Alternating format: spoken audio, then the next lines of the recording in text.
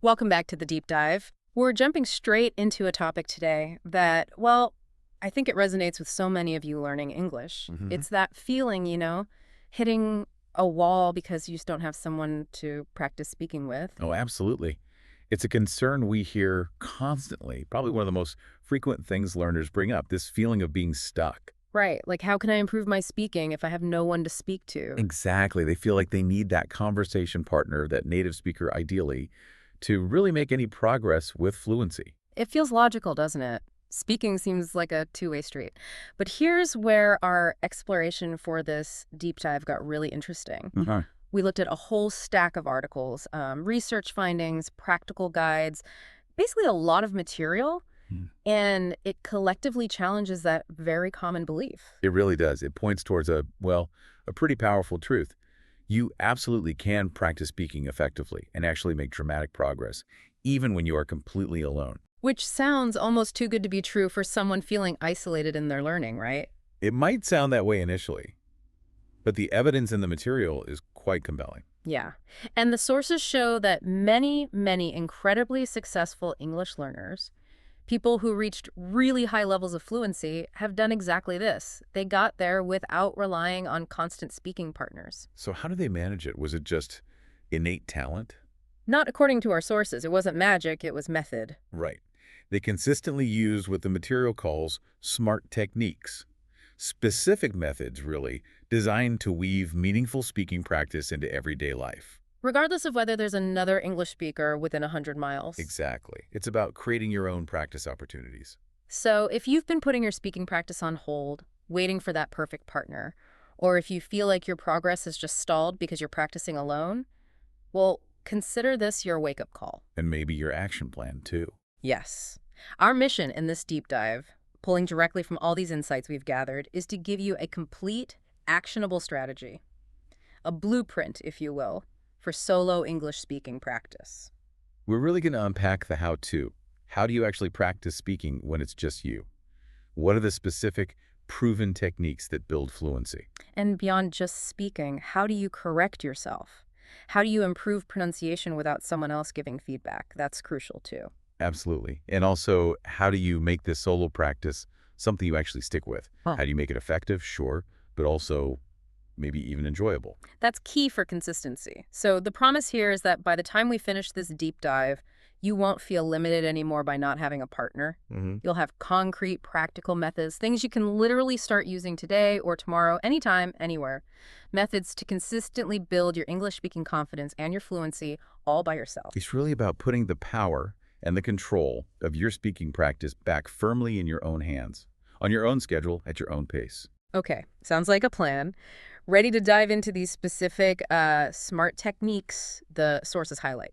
Let's do it. And let's start with the one that, well, it might feel the most accessible, maybe even a little unusual at first. Okay, I'm intrigued. It's often called the talk to yourself method.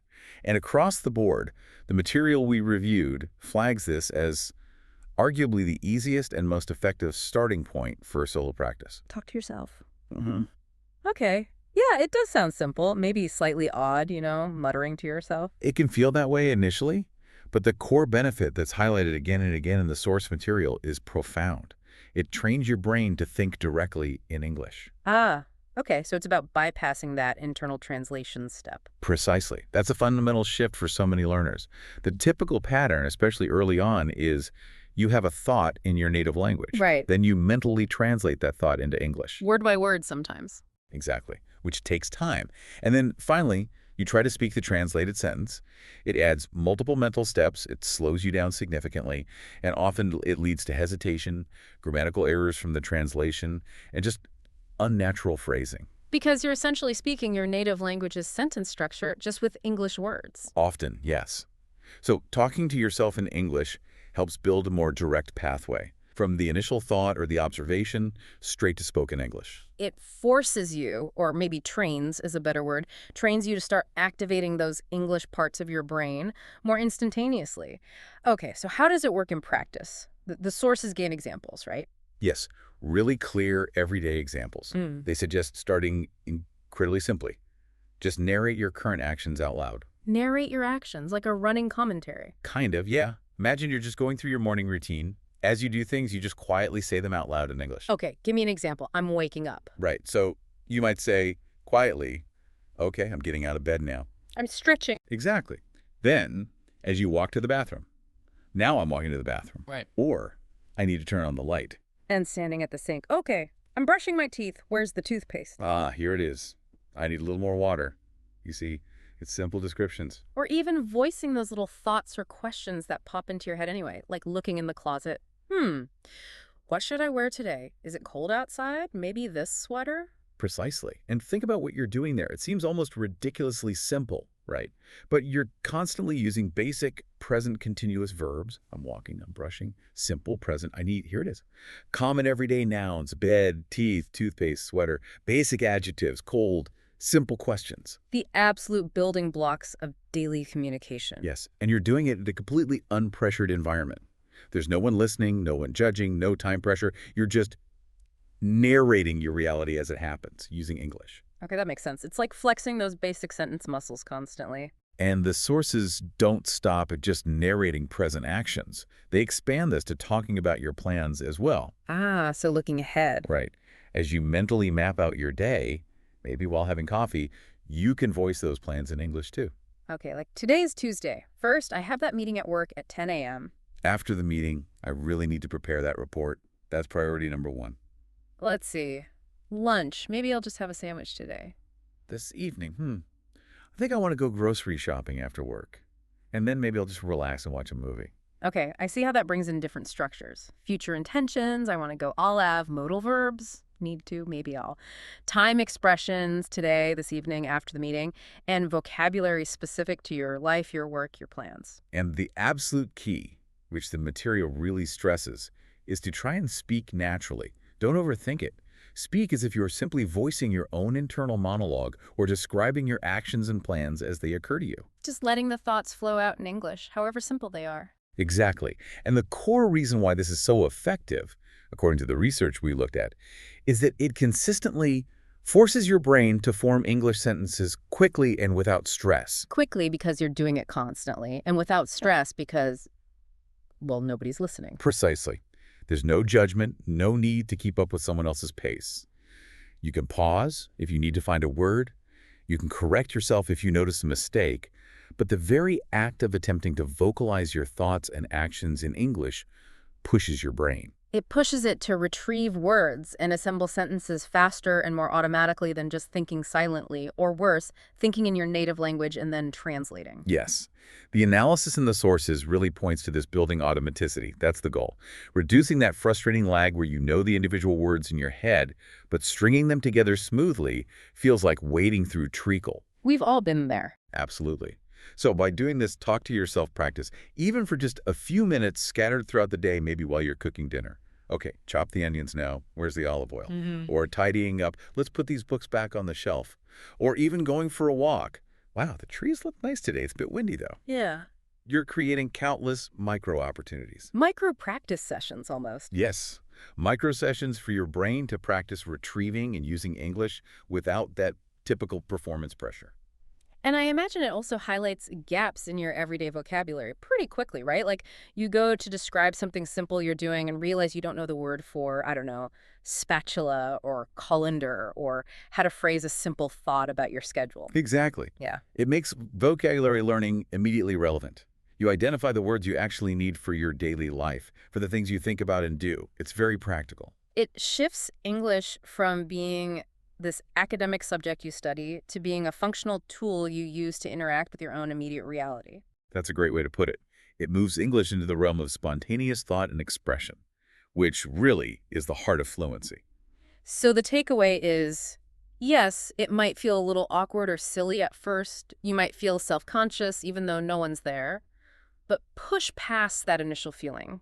Start narrating your world, even quietly under your breath if you prefer. Even 5 or 10 minutes, spread throughout your day consistently, can make a significant difference over weeks and months. It's cumulative. Okay, technique 1, talk to yourself. Got it. What's next? All right, moving on to our second technique. This one adds a layer of self-analysis and is incredibly potent for improvement. The voice recording technique. Recording yourself. I can already feel some people cringing. Yes, hearing your own voice can be a bit strange at first. We'll get to that. Hmm. But the material consistently highlights this technique as powerful. Why?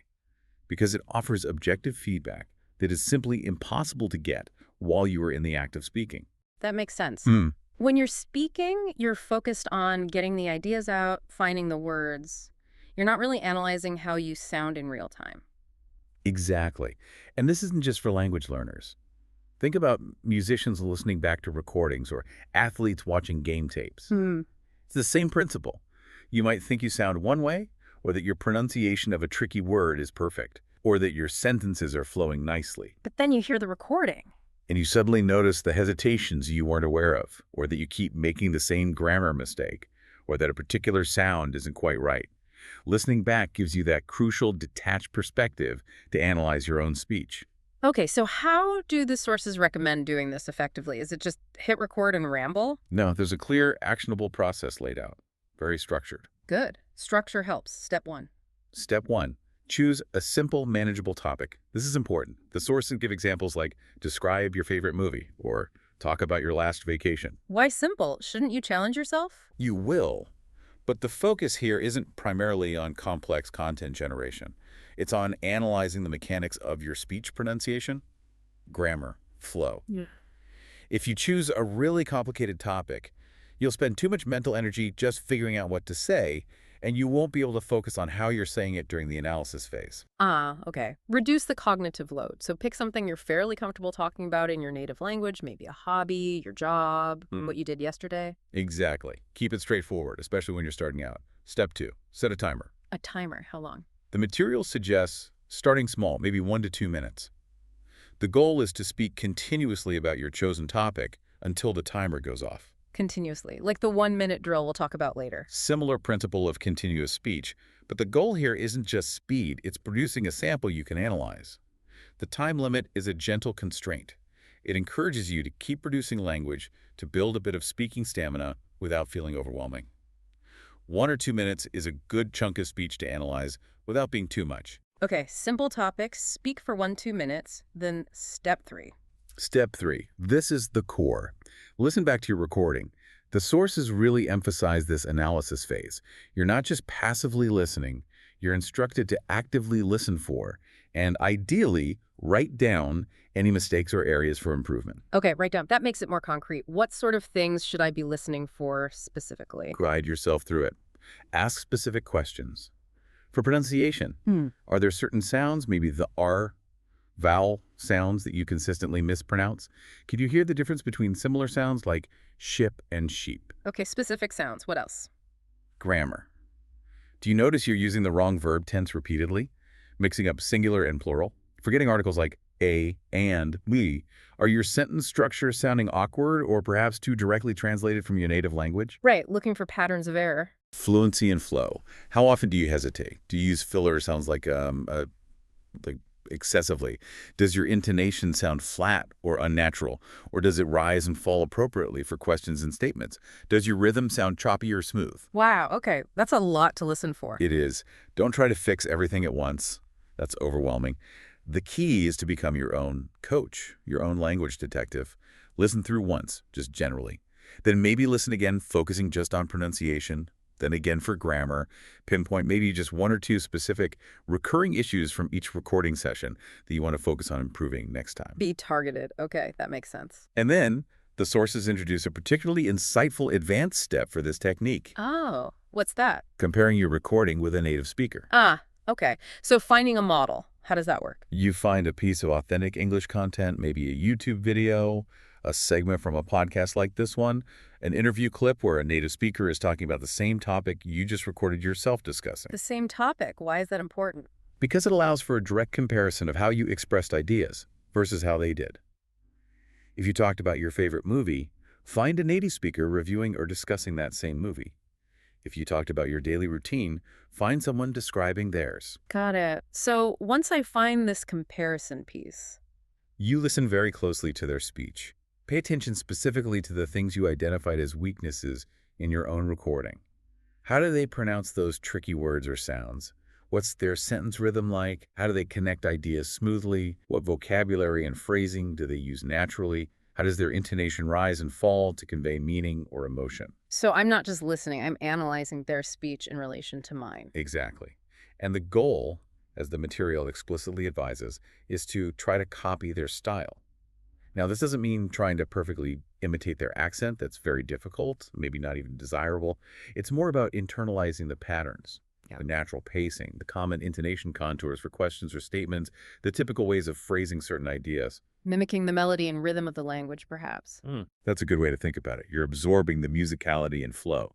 The analysis here is that this whole recording and comparison process provides invaluable objective feedback that is simply impossible to get otherwise when you're practicing alone. It makes the abstract rules concrete in your own voice. Precisely. And it allows for hyper-focused practice. After you analyze and compare, you can record yourself again on the same topic, consciously trying to apply the corrections or imitate the native speaker's patterns. You get immediate feedback, did it sound better this time? And the tools are readily available, right? Most phones have a voice memo app. Absolutely. Or there are countless free online recording tools. It's incredibly accessible. The biggest hurdle is often just overcoming that initial discomfort of hearing your own voice. Yeah, why is that so uncomfortable for many people? Well, it's partly because the voice you hear in your head when you speak is different from the voice others hear, and the voice on a recording, due to bone conduction versus air conduction of sound.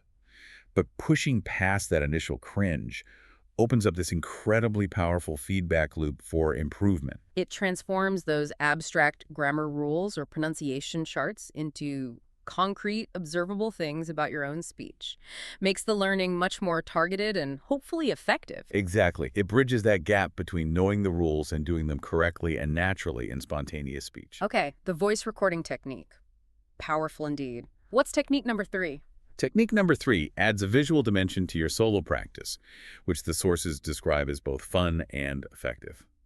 It's the mirror speaking challenge. Speaking to the mirror. Okay, this one also feels a little theatrical, maybe? It can feel that way, but it serves a distinct purpose. The action is exactly what it sounds like. Stand or sit in front of a mirror and talk in English. Just talk about anything. Pretty much. You could use the topics you used for recording or just talk about your day, your thoughts. But it's not just about hearing yourself this time. The key is seeing yourself. Okay, what should I be looking for in the mirror? The sources instruct you specifically to watch your mouth, your facial expressions, and your confidence level as you speak. My mouth expressions, confidence. Why is that visual feedback helpful? Well, think about communication. It's not just the words.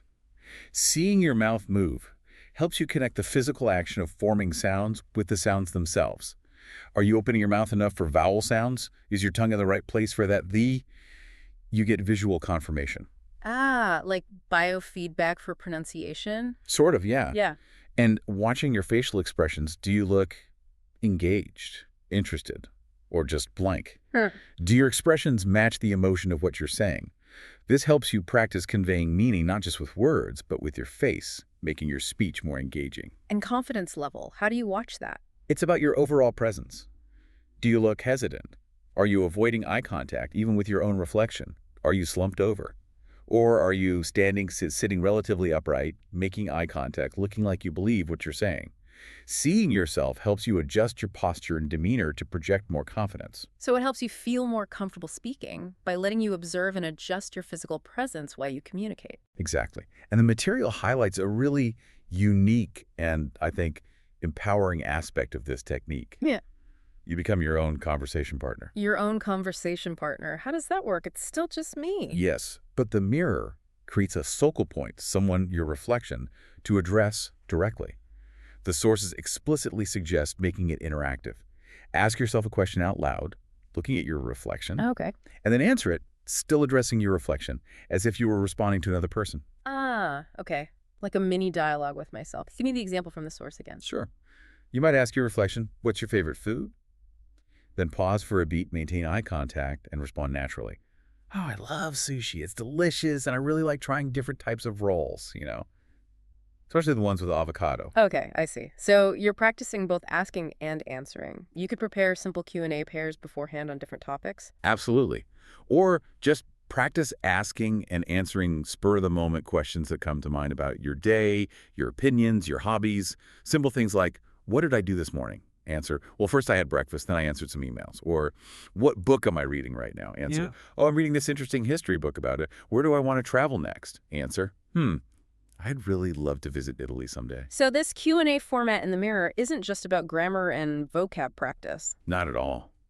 By doing this, you're practicing much more. The sources emphasize that this directly helps you rehearse elements that are absolutely crucial for real-world conversations. Things like eye contact, body language, and natural expression. How does looking at a mirror help with eye contact? Because it trains you to maintain focus on a face while you're formulating and delivering your thoughts. Many learners, when speaking, tend to look away, look down, break eye contact frequently because they're searching for words or feeling shy. Practicing looking directly at your own reflection while speaking builds the habit and comfort level of maintaining that visual connection.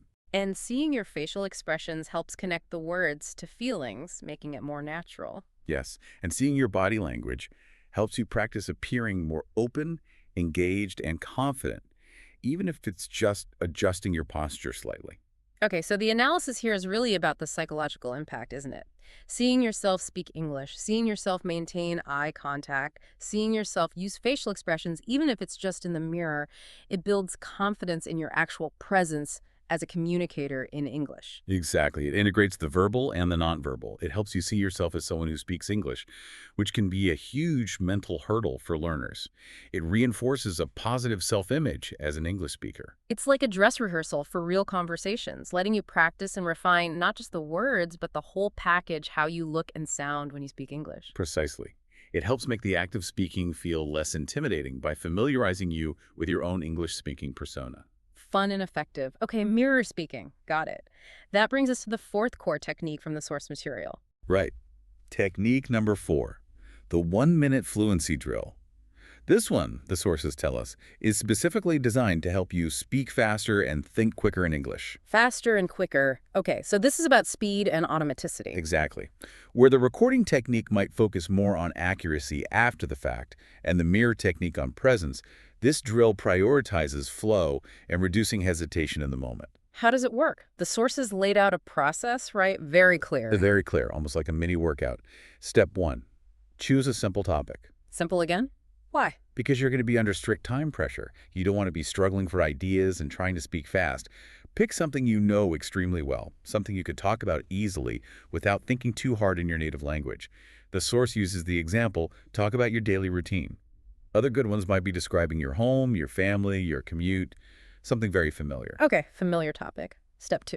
Step 2, set a timer for exactly 1 minute. Not approximately, but exactly 60 seconds.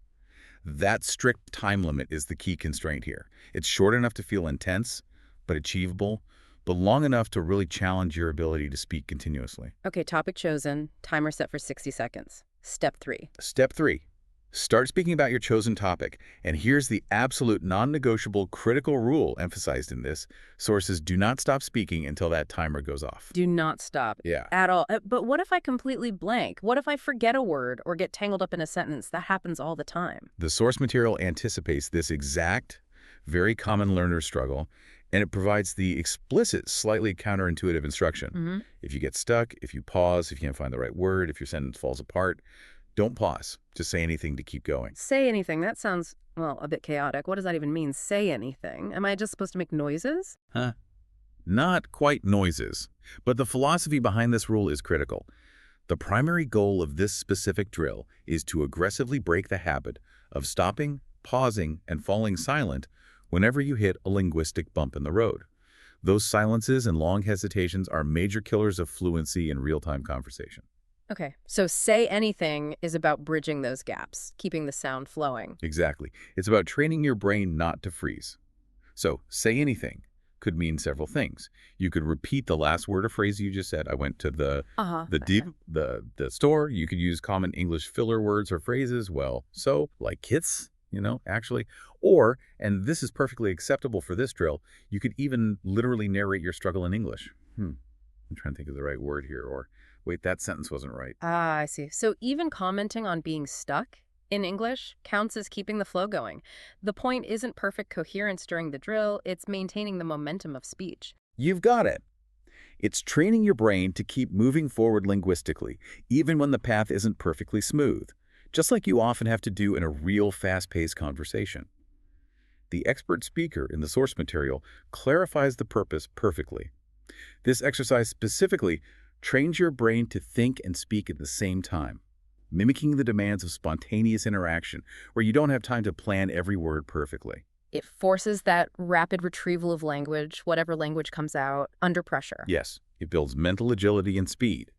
While other techniques we discussed allow for more reflection and accuracy focus, like analyzing recordings, this one is purely about building the muscle of continuous, fluid output. It's fluency-focused practice, not accuracy-focused practice in that moment. And the long-term payoff. Does this frantic minute actually help in normal conversation? According to the sources, yes, significantly.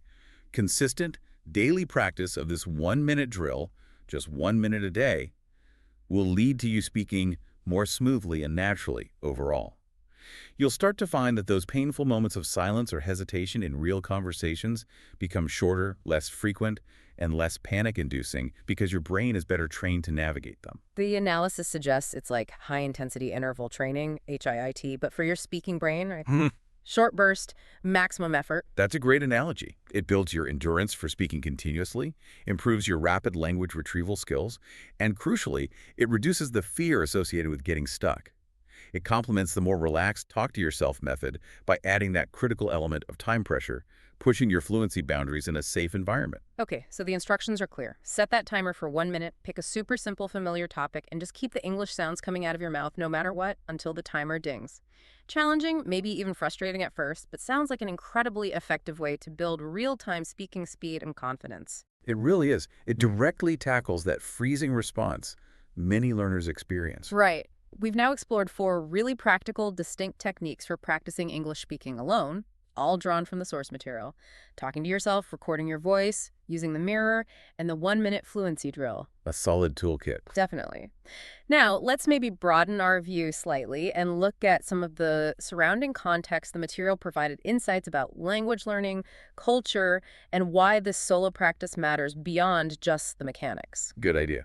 There were some interesting points about cultural aspects. One key takeaway highlighted across several sources was that in many English-speaking cultures, particularly perhaps North America, the UK, Australia, confidence is key.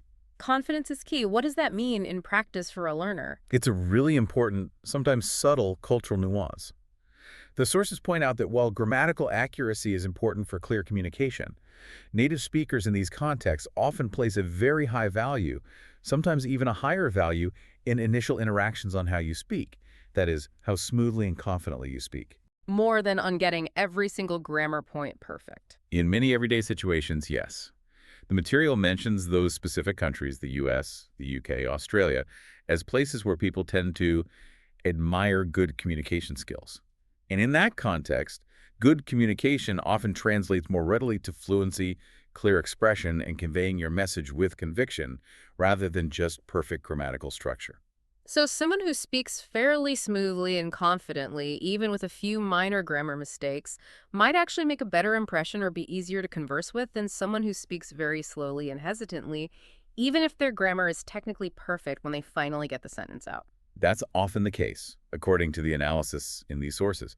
Again, this isn't to say grammar doesn't matter. Persistent errors will eventually hinder clear communication.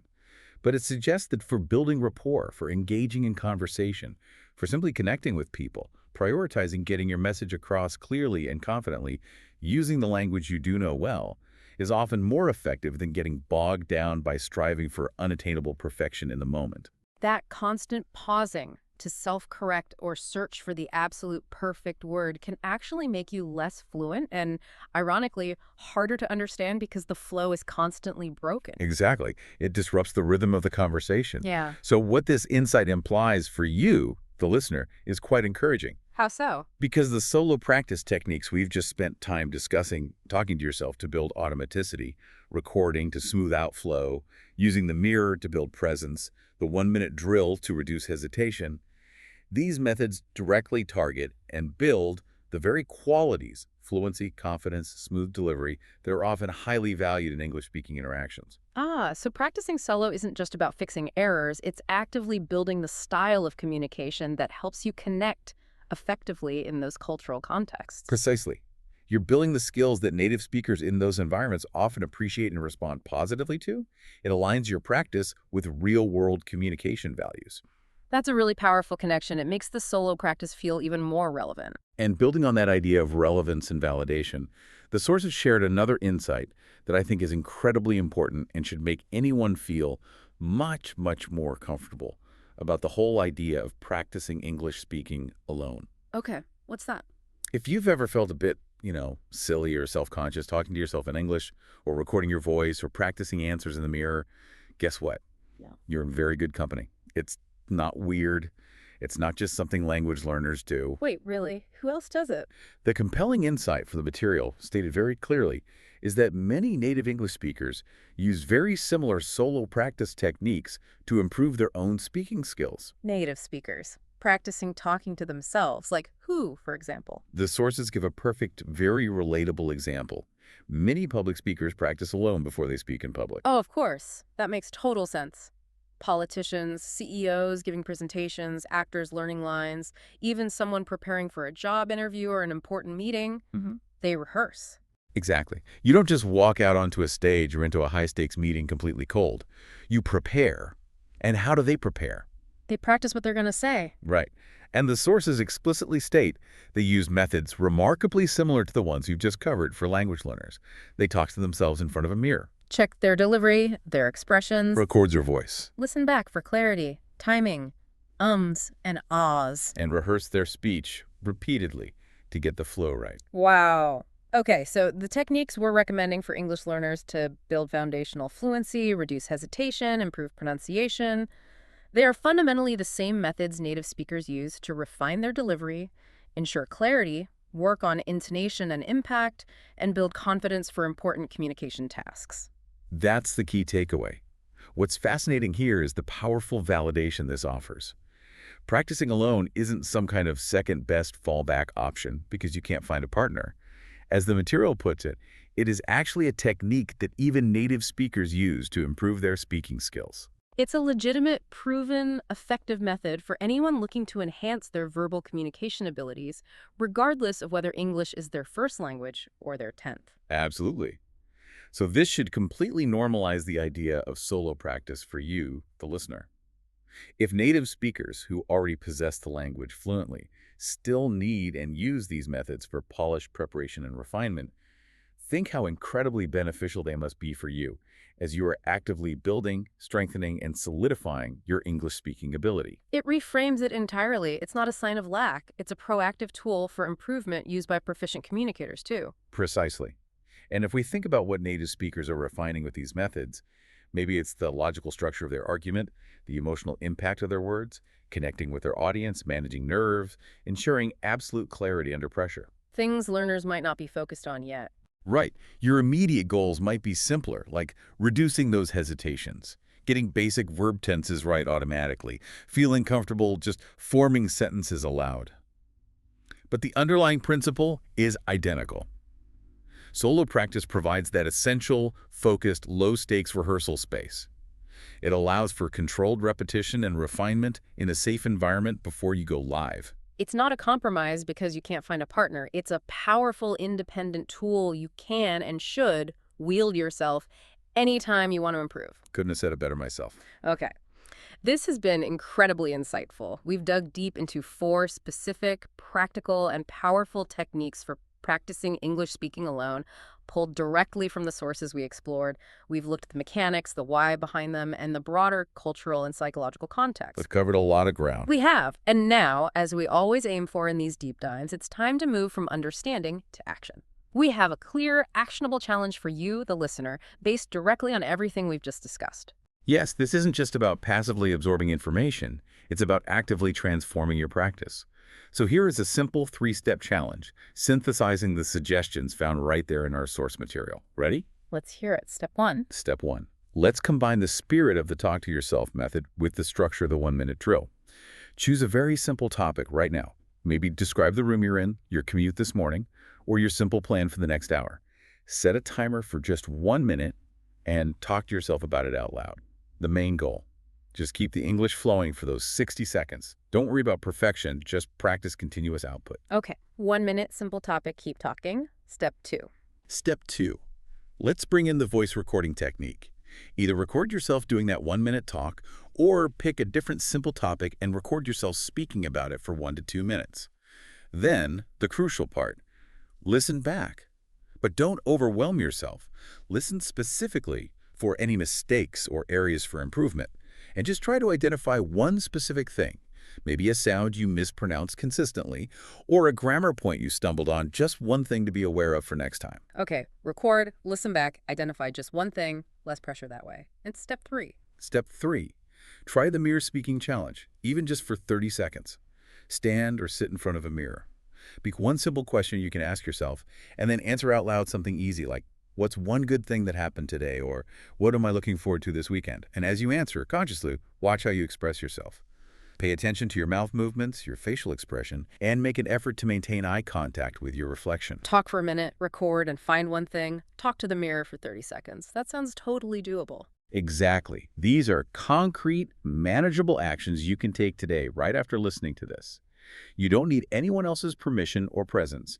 You have the power, the tools, and now the knowledge to start practicing effectively right now. And we would genuinely love to hear how it goes for you, expert speaker. What specifically should listeners share with us? Well, the sources actually prompt us to ask you, the listener, directly. Tell us, what's your favorite way to practice English alone? Maybe you already have a method you use. Or perhaps, after trying this little 3-step challenge, which technique resonated most with you? Was it talking to yourself, the recording, the mirror, the drill? Or was there a specific insight from our discussion today that you found particularly helpful or motivating? Yeah, share your thoughts, your experiences, your favorite technique, maybe even your challenges in the comments section or wherever you engage with this deep dive. Your feedback is incredibly valuable, not just for us, but for the entire deep dive community learning alongside you. Absolutely. And looking ahead just briefly, the material we explored for today also dropped a pretty tantalizing hint about where our next deep dive might be headed. Oh, yeah.